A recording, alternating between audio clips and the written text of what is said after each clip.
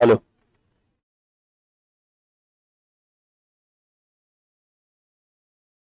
Remote दे दो।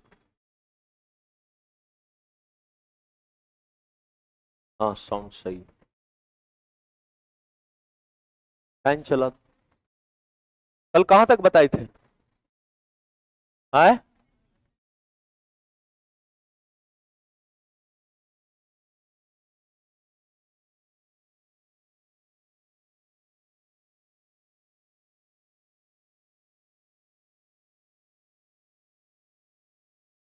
36 हो गया था।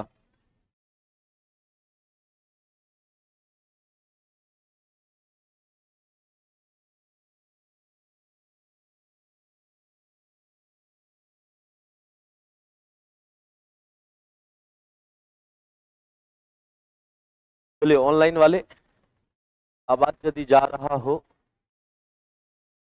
कम करो। हेरे हेरे।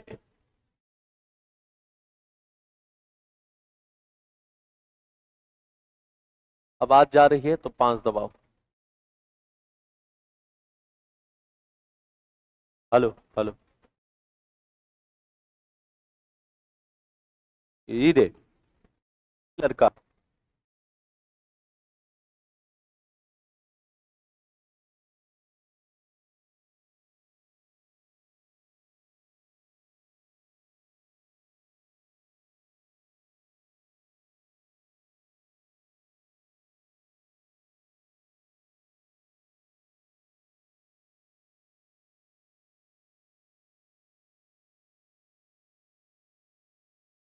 चलिए,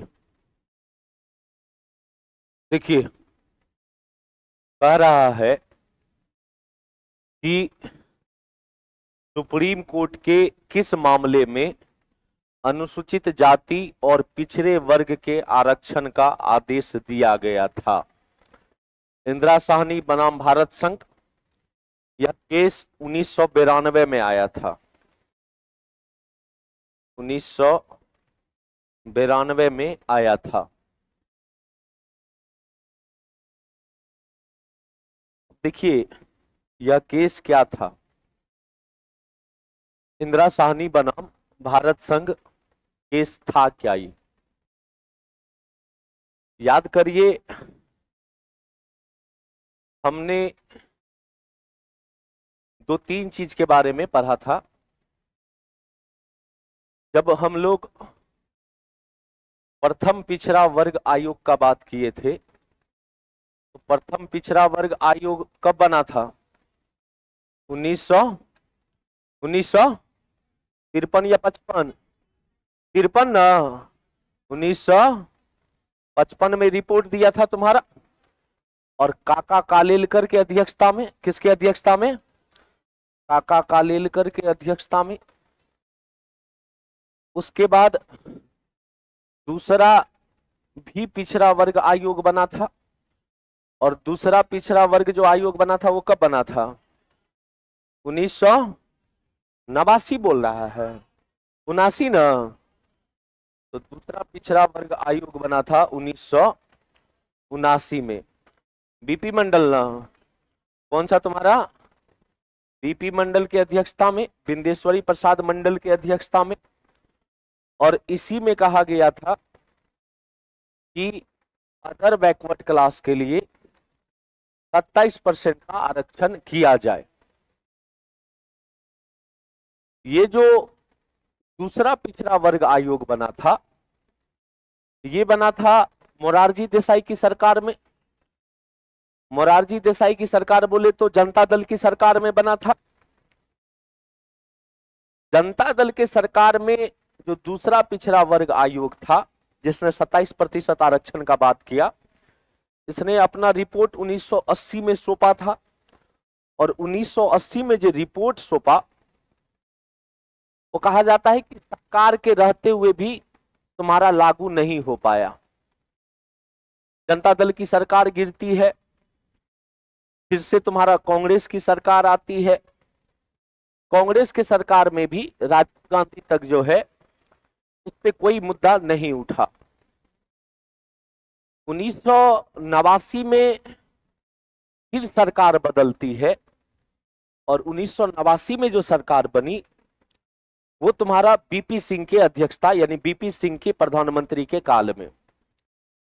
1990 में कहा जाता है कि जो मंडल आयोग का बात था 27% आरक्षण का बात, वो लोकसभा में भी आया, राज्यसभा में भी आया, लेकिन बीपी सिंह के जो कार्यकाल में भी यह नहीं हो पाया। फिर कहा जाता है कि चंद्रशेखर आए, लेकिन तब यो कुछ नहीं हो पाया।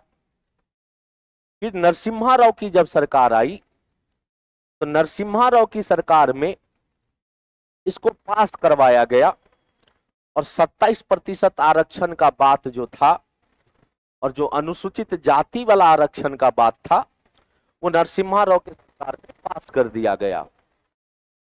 अब जैसे ही पास हुआ तो भारत में दो गुट बना, एक गुट जो आरक्षण के पक्ष में था और एक गुट जो आरक्षण के पक्ष में नहीं था। और कहा जाता है कि कहीं कहीं भारत में इस बात को लेकर के दंगा भी हुआ था। दिल्ली यूनिवर्सिटी का कहा जाता है कि दिल्ली यूनिवर्सिटी के एक लड़के ने अपने आप को आत्मदाह कर लिया था, यानी आग लगा लिया था अपने आप को। वो आरक्षण के विरोध में था वो व्यक्ति। उसी में एगो वकील थी और उसी वकील का नाम था इंदिरा साहनी। इंदिरा साहनी सुप्रीम कोर्ट में केस करती है आरक्षण के विरोध में। ये मत समझिएगा कि आरक्षण के पक्ष में, आरक्षण के विरोध में केस की। बाद में कहा जाता है कि 5 जजों का बेंच बैठा और 5 जजों का जो बेंच बैठा तो नरसिम्हा राव जो आए तो सरकार और भी थोड़ा कुछ ज्यादा कर दिया। बीपी सिंह के जो कार्यकाल में था उसमें तो मात्र 27% आरक्षण का बात किया गया था। नरसिम्हा राव की जब सरकार आई तो नरसिम्हा राव की सरकार ने इसमें एक चीज और ऐड कर दिया और वो किया कि आर्थिक रूप से जो कमजोर वर्ग है, आर्थिक रूप से कमजोर वर्ग जिसको हम लोग आजकल ईडब्ल्यूएस कहते हैं, आर्थिक रूप से कमजोर वर्ग को 10% आरक्षण का बात और कहा दिया गया। और एक बात और कहा, एक तो ये आरक्षण का बात था ही नौकरी में, दूसरा बात कहा गया कि प्रमोशन में भी आरक्षण होगा। जैसे आप लोग देखे होंगे कि कोई सरकारी संस्था में प्रमोशन होता है ना, तो प्रमोशन में भी तुम्हारा आरक्षण का बात कहा गया। हालांकि SC ST के पे ज्यादा ध्यान दिया गया और टोटली आरक्षण को मिला के देखे तो उस समय भारत में आरक्षण की जो मात्रा हुई वो 60% के अप्रोक्स हुआ। ये जो 5 जजों का बेंच देख रहा था, अब इस 5 जजों को बेंच को हटा करके 9 जजों का बेंच बना दिया गया और 1992 में इसका सुनवाई होता है। कहा जाता है कि आरक्षण में जो आज तक भारत में सबसे कोई फेमस केस हुआ है आरक्षण को लेकर के, तो इंदिरा साहनी बनाम भारत संघ केस ही फेमस हुआ है जो 1992 में हुआ था। इसी में सुप्रीम कोर्ट का उस समय MH कानिया जो है उस समय CGI हुआ करते थे और ये जो 9 जजों का बेंच बैठा था, ये बेंच का जो अध्यक्षता कर रहा था उस समय भारत के तत्कालीन जो मुख्य न्यायाधीश थे वही इसको अध्यक्षता भी कर रहे थे। और पहली बार इसमें कहा गया कि आरक्षण जो है वो 50% से ज्यादा नहीं होना चाहिए। इसी केस में कहा गया था और आप क्वेश्चन पूछता भी है कि किस केस में कहा गया था कि आरक्षण 50% से ज्यादा नहीं होना चाहिए, तो ये इंदिरा साहनी बनाम भारत संघ केस में ही कहा गया था। दूसरा बात इसमें कहा गया, आप लोग उस नाम से चर्चित भी है, क्रीमी लेयर समझते हैं? क्रीमी लेयर, ये जो क्रीमी लेयर का प्रावधान था, ये क्रीमी लेयर का प्रावधान भी इसी इंदिरा साहनी बनाम भारत संघ में दिया गया था। तो ये जो आरक्षण को लेकर के जो सुप्रीम कोर्ट में जो मामला गया, तो सबसे फेमस जो हुआ था वो यही हुआ था। ये आपके क्वेश्चन में खूब पूछा हुआ है, इंदिरा साहनी बनाम भारत संघ किसके लिए था? तो किसके लिए था? तुम्हारा आरक्षण के लिए था। यह केस कब आया था? कब आया? 1992 में आया। और बोलेगा कि आरक्षण का जो बात किया गया था उसमें OBC भी था, SC भी था और उसके साथ साथ जो नरसिम्हा राव के सरकार में जो 10% और आरक्षण की बात कही गई थी ईडब्ल्यूएस के लिए, यानी आर्थिक रूप से कमजोर वर्ग के लिए, वो सारे को मिला करके यह केस आया था तुम्हारा। और इसी केस को कौन सा केस कहते हैं हम लोग? इंदिरा साहनी बनाम भारत संघ कहते हैं। समझ आ गया कि नहीं हमारा बात? अब आगे देखिए, नीतिगत फैसले कौन लेता है? तो कौन लेगा? कार्यपालिका लेगा। नीतिगत फैसले कौन लेता है? कार्यपालिका लेता है।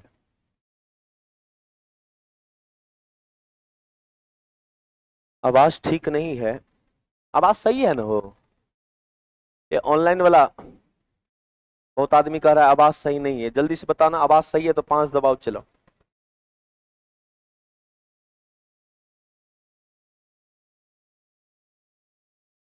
जल्दी से दबाओ फटाफट।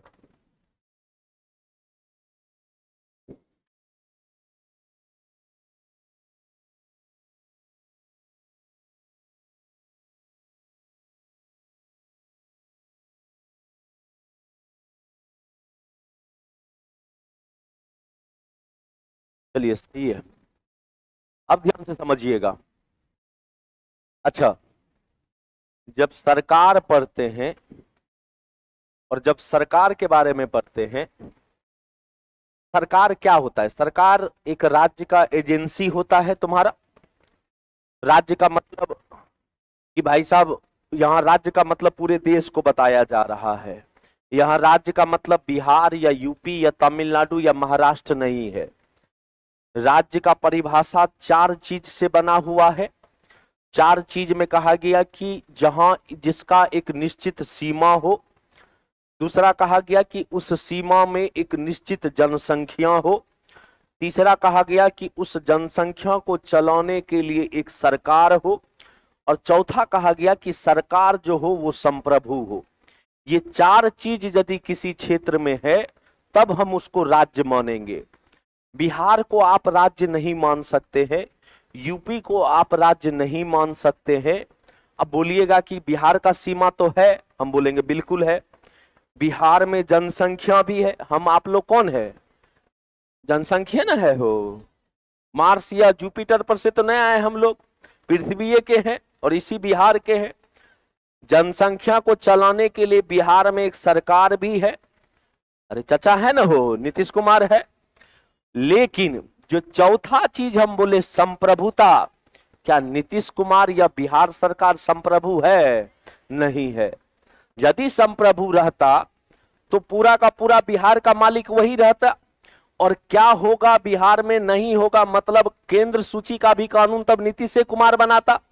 तो संघ सूची का कानून राज्य वाला बना सकता है? नहीं बना सकता है। संघ वाला का कौन बनाएगा? संघ।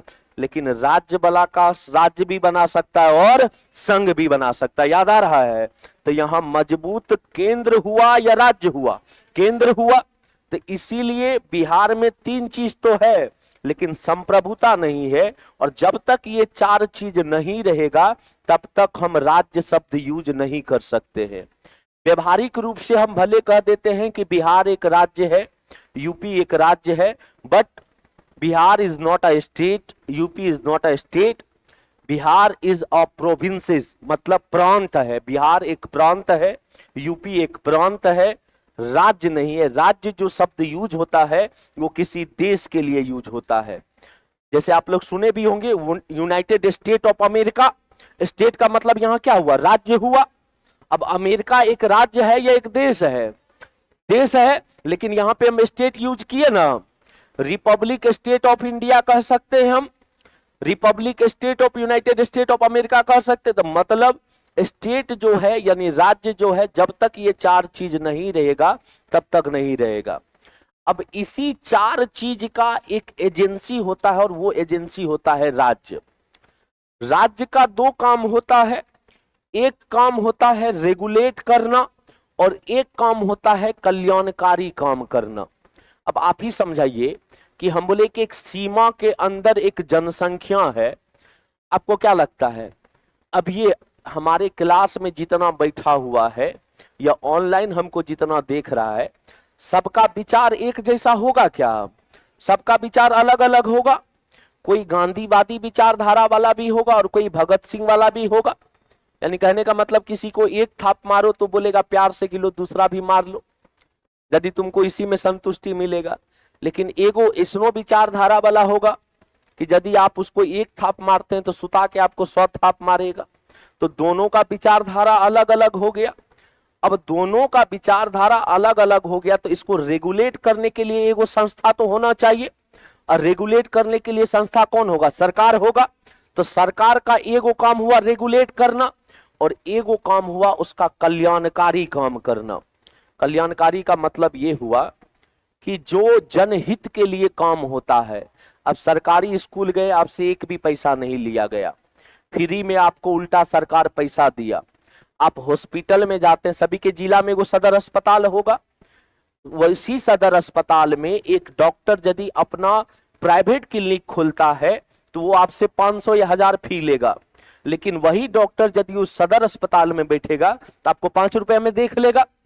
मतलब डॉक्टर तो सेम है, लेकिन जैसे स्थान बदला पैसा भी बदल गया।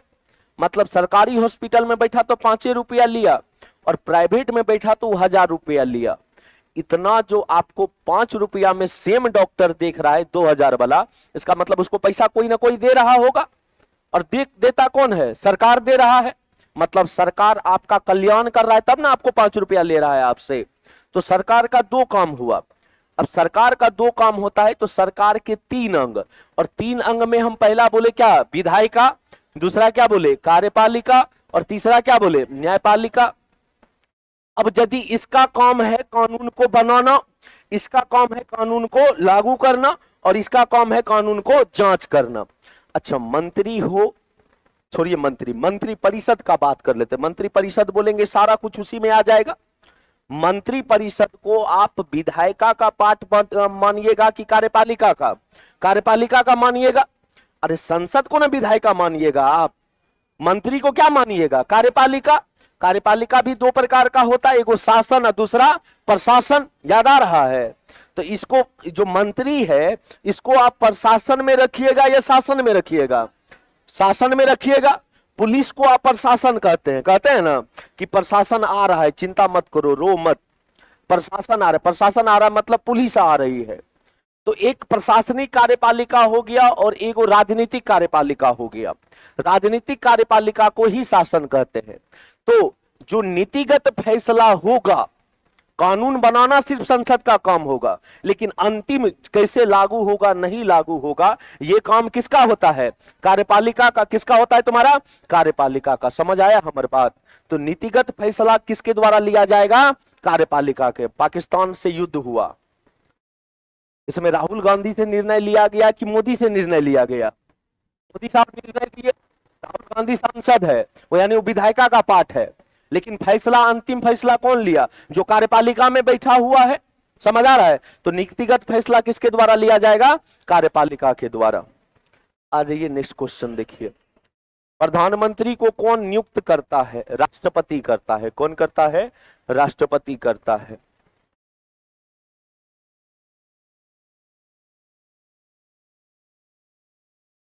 लिखे। अब देखिए, पहला बात कि क्वेश्चन आता भी है, प्रधानमंत्री का चुनाव होता है या नियुक्ति होता है? नियुक्ति होता है। कई बच्चा तो यही नहीं समझ पाता है और गलत मार करके आ जाता है कि चुनाव होता है।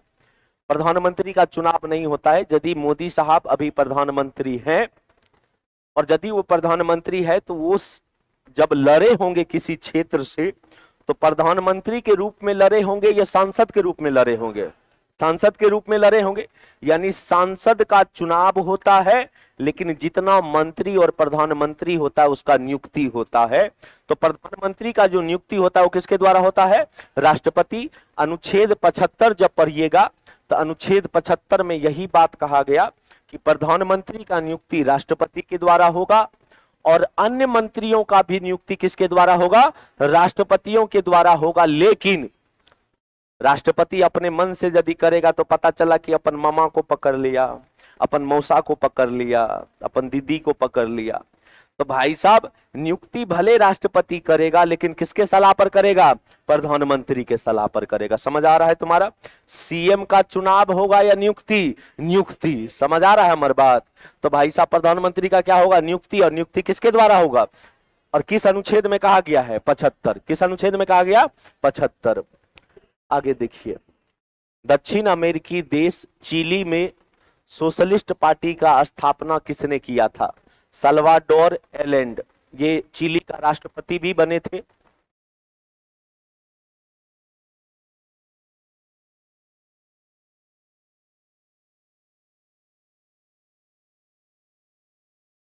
लिखिएगा कि दक्षिण अमेरिकी देश चिली में, दक्षिण अमेरिकी देश चिली में,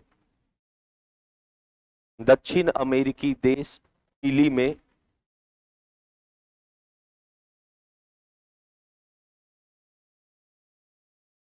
साल्वाडोर एलेंड के नेतृत्व में, साल्वाडोर एलेंड के नेतृत्व में 19 अप्रैल 1933 को 19 अप्रैल 1933 को 19 अप्रैल 1933 को सोशलिस्ट पार्टी का, यानी समाजवादी पार्टी का, सोशलिस्ट पार्टी का गठन किया गया, गठन किया गया,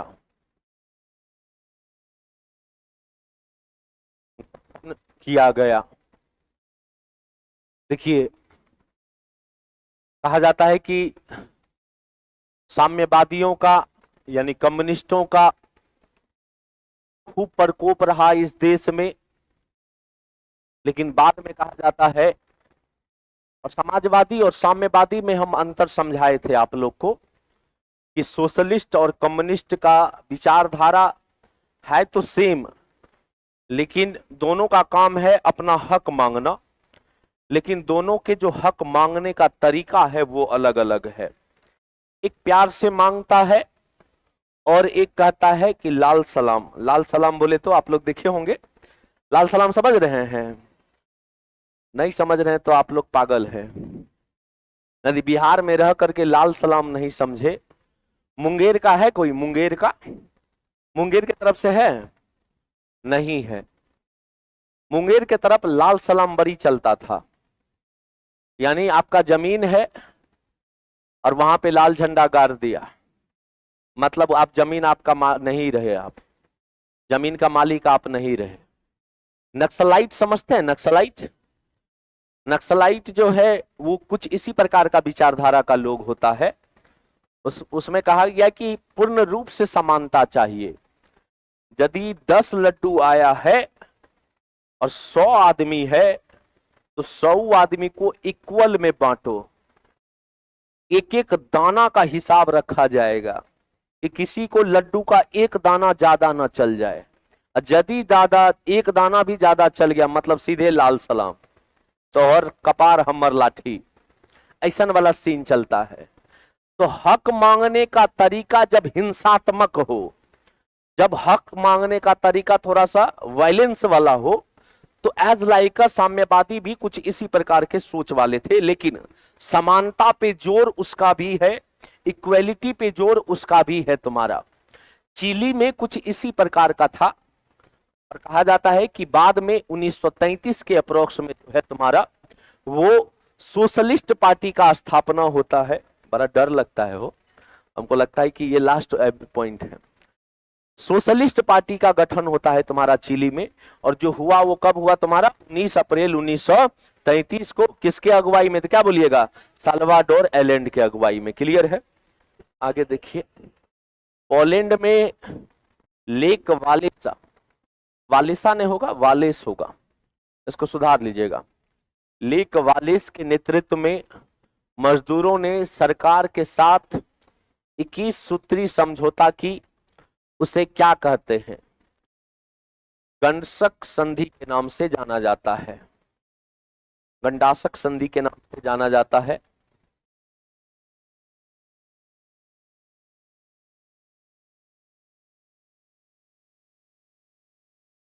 ध्यान से समझिएगा,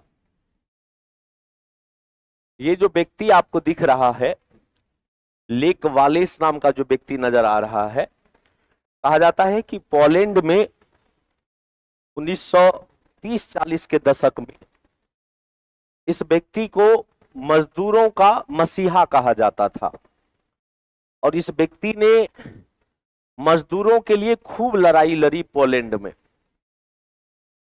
वहां पे भी और खास करके यूरोप में देखिएगा तो यूरोप में कई जगह ऐसे हुए जहां पे साम्यवादी विचारधारा कुछ ज्यादा रहा। खास करके जो पूर्वी यूरोप वाला जगह है, पश्चिमी यूरोप में साम्यवादी या समाजवादी विचारधारा बहुत कम रहा पश्चिमी यूरोप में, क्योंकि पश्चिमी यूरोप जो है वो अमेरिका को फॉलो करता था और अमेरिका जो है वो कट्टर उदारवादी विचारधारा वाला लोग था, पूंजीवादी विचारधारा वाला लोग था वो लोग। और वही जब आप सोवियत संघ को देखते हैं, यूएसएसआर को देखते हैं, तो यूएसएसआर के ग्रुप में जितने देश शामिल थे या उससे सटे हुए यूरोप के जो भी देश थे, जो पूर्वी यूरोप, पोलैंड पूर्वी यूरोप में है कि पश्चिमी यूरोप में है? पूर्वी यूरोप में है। तुम्हारा जर्मनी का नाम सुने हैं, ऑस्ट्रिया का नाम सुने हैं, वहीं पे पोलैंड है तुम्हारा। तो भाई साहब यहां पे भी साम्यवादी लोग बहुत ज्यादा रहते थे। हालांकि साम्यवादी कहा जाता है कि भाई साहब वहां का साम्यवादी का रूल ही कुछ अलग था, वहां मजदूरों की हक का बात नहीं हो रहा था। बाद में कहा जाता है कि इसी व्यक्ति ने यानी लेक वालेस ने जो है वहां के सरकार को मजबूर किया और सरकार को मजबूर किया मजदूरों का हक मानने के लिए। और कहा जाता है कि लेक वालेस की अगुवाई में एक ट्रेड यूनियन बनता है और ये जो ट्रेड यूनियन बना यानी ये जो मजदूर संघ बना, इस मजदूर संघ ने एक जबरदस्त तरीके से वहां पे एक आंदोलन करता है और बाद में सरकार को घुटने पे आना पड़ता है। और वहां पे कहा जाता है कि 21 गो मांग रखा गया था। 21 गो मांग में बहुत सारा मांग रखा गया था, जैसे मजदूरों के अधिकारों का मांग रखा गया। उसके बाद कहा जाता है कि लेबर यूनियन बनाने का मांग रखा गया था। बहुत सारा ऐसे करके 21 गो मांग था और बाद में सरकार को ये बात मानना पड़ा। और ये जो बात माना गया, जो 21 सूत्री मांग था, ये जो मांग मानना पड़ा वो एक संधि के तहत होता है और इसी संधि को कौन सा संधि कहते हैं? गंडासक संधि के नाम से जाना जाता है। क्लियर है? आपको ये वर्ल्ड हिस्ट्री में भी क्वेश्चन पूछ सकता है, ठीक है, या वर्ल्ड पॉलिटी से भी पूछ सकता है। तो ये जो गंडासक का संधि है, यदि आपसे पूछेगा कि किस देश से संबंधित है तो किस देश से संबंधित है? पोलैंड। देखिए एक बात हम बता रहे हैं, कई बार होता क्या है कि क्वेश्चन में भी आंसर बनता है। हम लोग बस क्वेश्चन को पढ़ते हैं। देखिए क्वेश्चन से एगो आंसर बनाए ना हम, आंसर ये था और आंसर से हम आंसर बनाए क्वेश्चन में कि ये संधि कहां पे हुआ था, तो कहां पे हुआ था? पोलैंड में। देखिए एगो क्वेश्चन और बन सकता है कि यह संधि किसके अगुवाई में हुआ था तुम्हारा? एगो क्वेश्चन और बन सकता है इसमें कि किसके द्वारा? मजदूरों के द्वारा ना, किसके द्वारा? तुम्हारा मजदूरों। मतलब जरूरी नहीं है कि आप इसी आंसर को देखिए, क्वेश्चन में भी कई क्वेश्चन में आंसर आपको छिपा हुआ रहेगा। और मेरे टाइप का यदि पागल रहेगा क्वेश्चन सेट करने वाला, तो हम ये सब क्वेश्चन सेट नहीं करेंगे, क्योंकि हमको पता रहेगा कि अधिकतर पढ़ के आया ही होगा।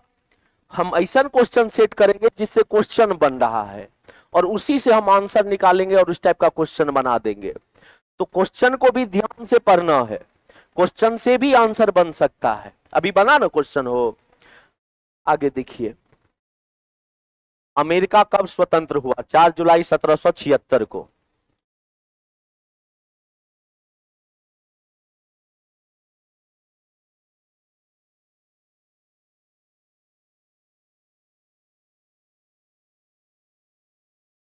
अमेरिका कब आजाद हुआ? 4 जुलाई 1700। चलिए अच्छा, अमेरिका 4 जुलाई 1776 को आजाद हुआ। अमेरिका स्वतंत्रता दिवस इसी दिन मनाया जाता है। यदि आपसे पूछेगा कि अमेरिका ने अपना संविधान कब अपनाया था, तो क्या बोलिएगा? 17 है ना, चला लागू हुआ था 1789 में, 1787 में अपनाया गया था। 1787 में अमेरिका ने अपने संविधान को अपनाया। जैसे हम लोगों ने अपने संविधान को 26 नवंबर 1949 को अपनाया, और लेकिन लागू उसी दिन हुआ था। क्या लागू कब हुआ था? 26 जनवरी 1950 को। सेम उसी प्रकार अमेरिका ने अपने संविधान को 1787 में तुम्हारा अपनाया। और देखिए, यदि संघवाद का यानी फेडरलिज्म का कहीं पे सबसे ज्यादा उपयोग हुआ तो वो अमेरिका में हुआ। एगो होता है संघवाद, एगो होता है फेडरल, एगो होता है यूनियन, और एगो होता है क्वासी फेडरल। एगो फेडरल, एगो यूनियन और एगो क्वासी फेडरल। फेडरल जब पढ़ते हैं यानी संघवाद को जब पढ़िएगा तो संघवाद का जो सिद्धांत है वो यह कहता है कि संघवाद में राज्य और केंद्र को दोनों को मजबूत की स्थिति मिलती है, यानी राज्य को भी शक्ति रहेगी और केंद्र को भी शक्ति रहेगी। जब यूनियन को पढ़ते हैं, यूनियन का भी हिंदी संघ ही होता है और फेडरल का भी हिंदी संघ ही होता है, लेकिन दोनों का विचार अलग अलग है। यूनियन जो है वो एकात्मक पे ज्यादा ध्यान देता है, यानी शक्ति का सकेंद्रन सिद्धांत पे ज्यादा सिद्धांत देता है। शक्ति का सकेंद्रन का मतलब हो गया कि एगो संस्था के पास शक्ति बहुत ज्यादा रहेगी और दूसरे संस्था के पास शक्ति बहुत कम मात्रा में रहेगी। और यूनियन में जो शक्ति सबसे ज्यादा रहता है वो केंद्र के पास रहता है और राज्य के पास नाम का शक्ति रहता है। भारत में फेडरल है या यूनियन है? यूनियन है, क्योंकि शक्ति केंद्र को ज्यादा या राज्य को ज्यादा? केंद्र को ज्यादा। समझ आ रहा है? और जो क्वासी फेडरल होता है उसमें राज्य को बहुत ज्यादा ही मजबूत स्थिति में रखा जाता है। जैसे सोवियत संघ जो है वो क्वासी फेडरल का एक बहुत बड़ा एग्जाम्पल है। यदि सोवियत संघ यूनियन रहता तो आज भी सोवियत संघ वैसा ही रहता जैसा पहले था। कहने का मतलब जो 15 को देश टूटा है सोवियत संघ से, वो टूटता नहीं। क्योंकि राज्य ज्यादा मजबूत की स्थिति में थी, इसीलिए वो लोग अलग अलग टूट गया और अपना अलग अलग देश बना लिया। भारत में क्वासी फेडरल नहीं है, भारत में फेडरलिज्म नहीं है, भारत में यूनियन है और केंद्र जो है वो ज्यादा मजबूत की स्थिति में है। तो जब 1787 में अमेरिका में संविधान को अपनाया तो उस समय कहा गया कि राज्य का भी परमिशन लेना बहुत जरूरी है, क्योंकि अमेरिका में केंद्र ने राज्य को नहीं बनाया है, राज्य ने केंद्र को बनाया है। तो कहीं ना कहीं यदि हम तुमको बना रहे हैं, अरे हमको जो जन्म दिया, हम बड़ा कि जिसने जन्म दिया वो बड़ा? जिसने माता पिता बड़ा होगा ना, क्योंकि जन्म दिया है। जो या हम बनेंगे तो या हम बड़ा होंगे, लेकिन अभी तो हम छोटा है। तो सिंपल सी बात है, जब राज्य ने केंद्र को जन्म दिया तो राज्य ज्यादा मजबूत स्थिति में, और जहां पे केंद्र जन्म दिया है राज्य को वहां केंद्र ज्यादा मजबूत स्थिति में। यहां तो राज्य ने केंद्र को बनाया था, इसीलिए कहा गया कि भले 1787 में अपनाया गया, लेकिन राज्यों का भी परमिशन लेना जरूरी है। और अमेरिका में राज्यों का परमिशन 1788 में मिला और तब जाकर के 1789 में जो है वो संविधान को लागू किया गया। तो पूछेगा अपनाया कब गया था, तो क्या बोलिएगा? राज्य का सहमति कब मिला? 1788। और लागू कब हुआ? 1789। समझ आ रहा है हमारी बात को? अब आगे देखिए, क्या आगे बढ़े? घाना कब आजाद हुआ था? 1957 में। ये यूनाइटेड किंगडम का गुलाम था, यानी ब्रिटेन का गुलाम था।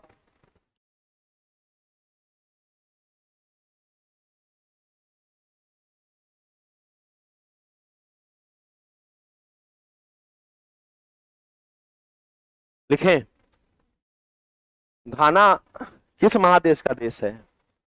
अफ्रीका महादेश का नाम।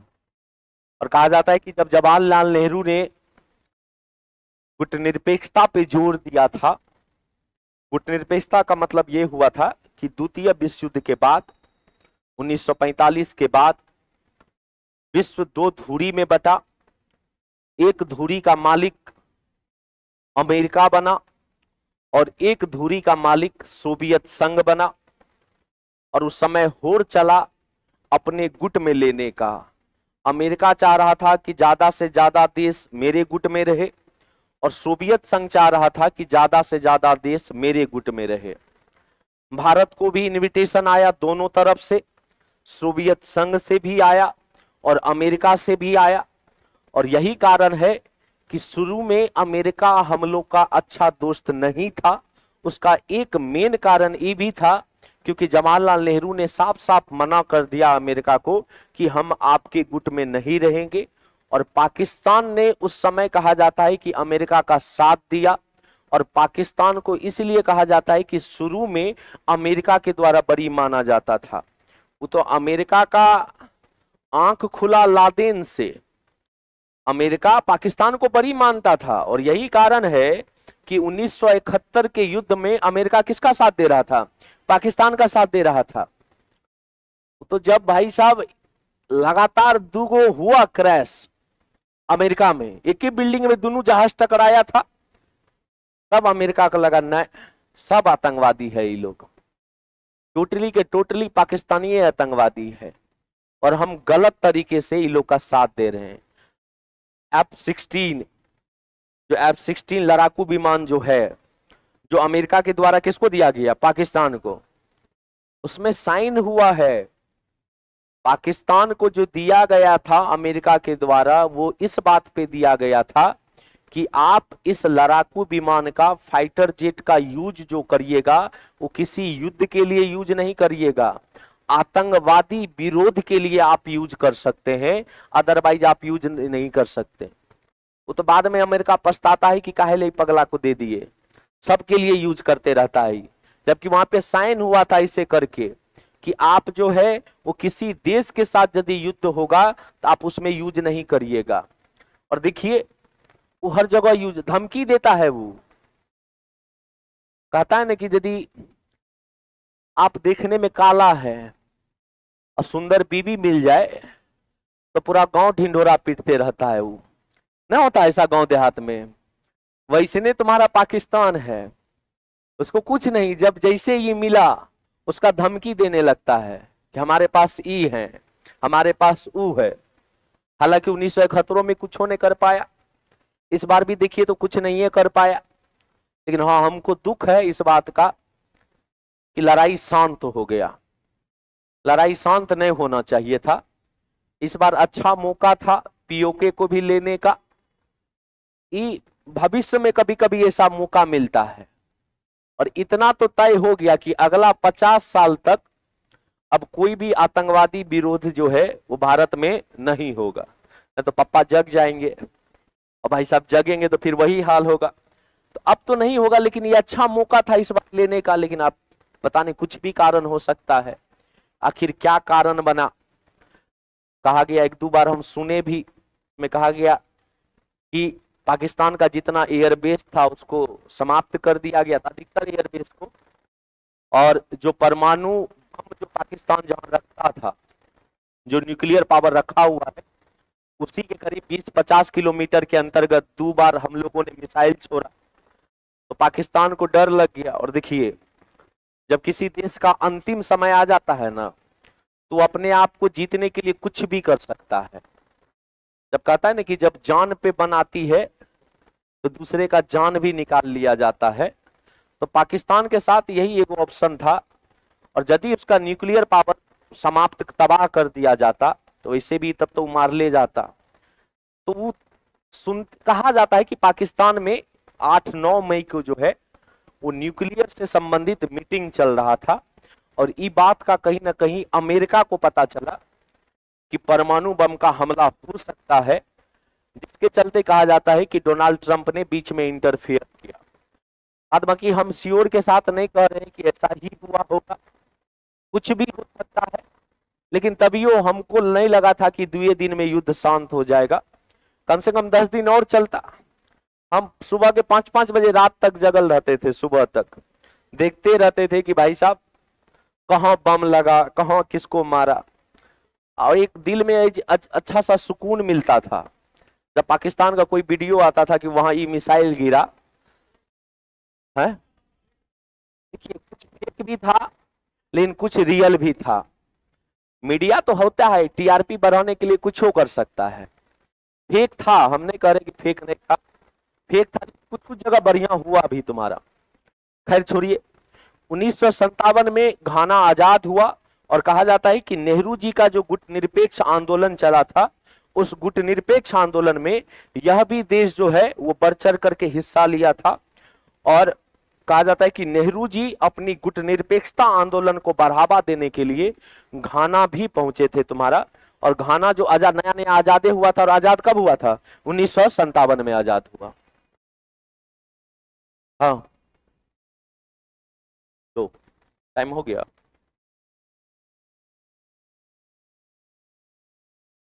चलिए, म्यांमार को पहले किस नाम से जाना जाता है? बर्मा के नाम से।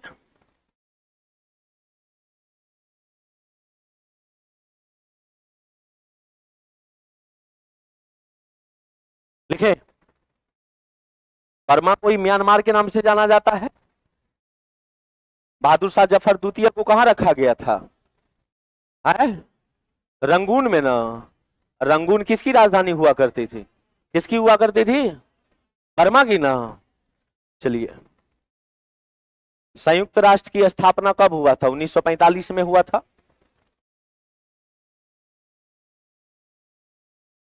24 अक्टूबर।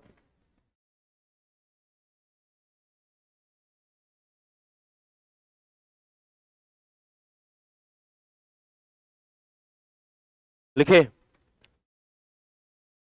आज इसको यहीं तक रहने दीजिए, इसके आगे ले चलते हम लोग कल, ठीक है?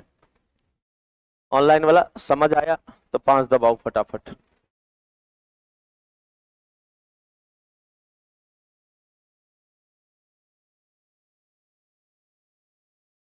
क्या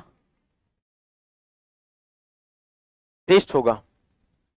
टेस्ट होगा, टेस्ट 15 सर वाले क्लास में टेस्ट होगा और पॉलिटी होगा।